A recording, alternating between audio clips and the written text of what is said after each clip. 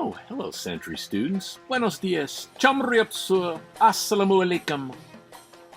When we last left our story of Nur-ed-Din and Enis-el-Jelis from the 1001 Nights, also known as the Arabian Nights, the Caliph was watching the Sheikh Ibrahim, his groundskeeper, entertaining Nur-ed-Din and his slave girl, Enis-el-Jelis. And he was wondering, what are these guys doing?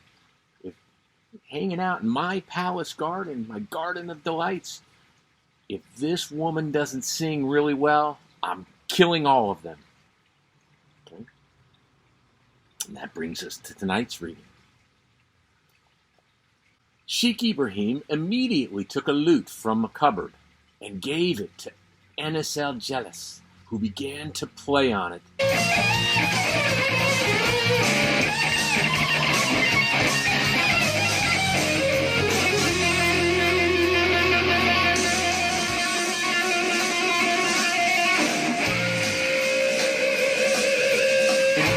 Singing the while with such skill and taste that the Caliph was enchanted. When she ceased, he went softly downstairs and said to his vizier, "Never have I heard a finer voice, nor the lute better played. I am determined to go in and make her play to me."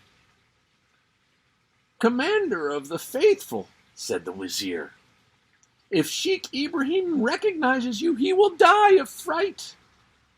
"I should be sorry for that," answered the Caliph, "and I am going to take steps to prevent it. Wait here till I return." Now the Caliph had caused a bend in the river to form a lake in his garden. There the finest fish in the Tigris were to be found, but fishing was strictly forbidden.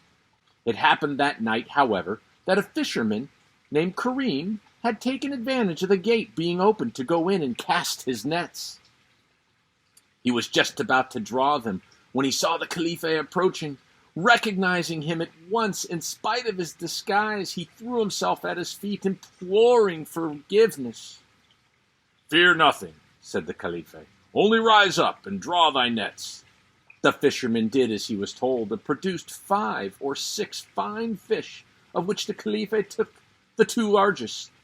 Then he desired the fisherman to change clothes with him, and in a few minutes the Caliph was transformed into a fisherman, even to the shoes and the turban. Then he said to the fisherman Karim, "Go about thy business." And he kissed the feet of the Caliph and thanked him, reciting these 2 verses. "Thou hast granted me favors beyond my power to acknowledge, and completely satisfied all my wants. I will thank thee, therefore, as long as I live, and when I die my bones will thank thee in their grave." But scarcely had he finished his verses, the vermin overran the person of the Caliph, and he began to seize them with his right hand and his left from his neck, and to throw them down, and he exclaimed, "Oh, fisherman, woe to thee!" Literally rats coming out of this poor fisherman's clothes, bugs, and just crawling all over him. "What are these abundant vermin in this jibba?" That's a jubba is like their vest, but it's a poor man's vest. "Oh, my lord," he answered, "at present they torment thee, but when a week shall have passed over thee, thou wilt not feel them, nor think of them." The Caliph laughed and said to him, "How can I suffer this jubba to remain upon me?" The fisherman replied, "I wish to tell thee something, but I am ashamed, through my awe of the Caliph." "Impart," said the Caliph, "what thou hast to tell me." So he said to him, "It hath occurred to my mind, O Prince of the Faithful, that thou desirest to learn the art of fishing, in order that thou mayest be master of a trade that may profit thee. And if such be thy desire, this jubba is suitable to thee." And the Caliph laughed at his words. So this is, again, good comedy, where the poor fisherman doesn't know what to do. He's his poor clothes. The Caliph asked him to change clothes with him. What can he do? But the Caliph, fortunately, has a good sense of humor and realizes that the This poor fisherman, Karim, is doing his best to try and make the Khalife feel at home in his own clothes. Taking the 2 fish in his hand, the Khalife returned to the Wazir, who, not recognizing him, would have sent him about his business. Leaving the Wazir at the foot of the stairs, the Khalife went up and knocked at the door of the saloon. Nur-ed-Din opened it, and the Khalife, standing on the threshold, said, "Sheikh Ibrahim, I am the fisher Karim. Seeing that you are feasting with your friends, I bring you these fish." Nur-ed-Din and Enis-el-Jelis said that when the fishes were properly cooked and dressed, they would gladly eat of them. The Khalife then returned to the Wazir, and they set to work in Sheikh Ibrahim's house to cook the fish, of which they made so tempting a dish that Nur-ed-Din and the fair Persian ate of it with great relish. When they had finished, Nur-ed-Din took 30 gold pieces, all that remained of the gold that the slave had given him before he left Basra, and presented them to the Khalife, who, thanking him, asked as a further favor if the lady would play him 1 piece on the lute. The Persian gladly consented, and sang.